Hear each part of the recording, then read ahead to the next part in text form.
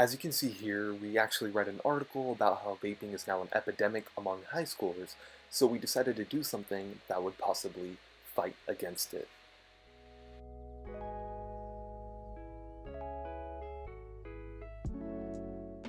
So here are the resources that we used. We actually used the Grove air quality sensor, the Node MCU kit, the ESP8266 module that has Wi-Fi on it, and here are some sources that we used. Geekstips.com did some really good code samples and diagram samples, which was super helpful. And here's the Blink interface. 3D printed our case for our device. We decided it would be more simplistic, and it was basically a rectangular shape. So I'll throw up a CAD, and this is the second version that I worked on my own time after the competition was over. So essentially what I did was I took a cylindrical shape, just because I felt like it would fit more in the restroom, because there's, there tends to be smoke monitors, so it was to match that shape.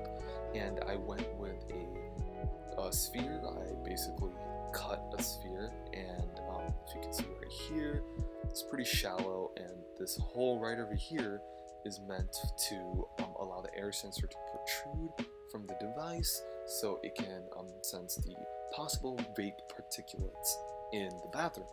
And I think this CAD is pretty simple. There's definitely more complex ways you could go about it, precisely match the measurements of the device, but I feel that if we go more simple and just match the colors of the walls on the restroom, it would just be a little bit more efficient on time, as the coding and the hardware was something that we worked on way more.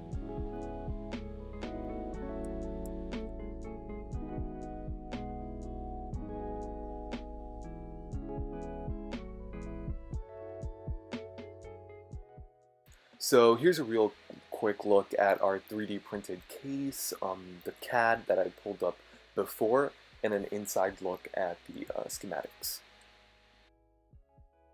Now we can take a look at kind of our marketing and business implementation. We realized that our product was actually incredibly lower in terms of price compared to many other leading products on the market, and it was a really big part of our pitch, and I think one of the reasons why our product shines above the other products. So I used a third-party tool called Zapier to conform all the data that we received from the device and aggregate the data into tables and charts. And I didn't do this alone. Of course, I had my team with me.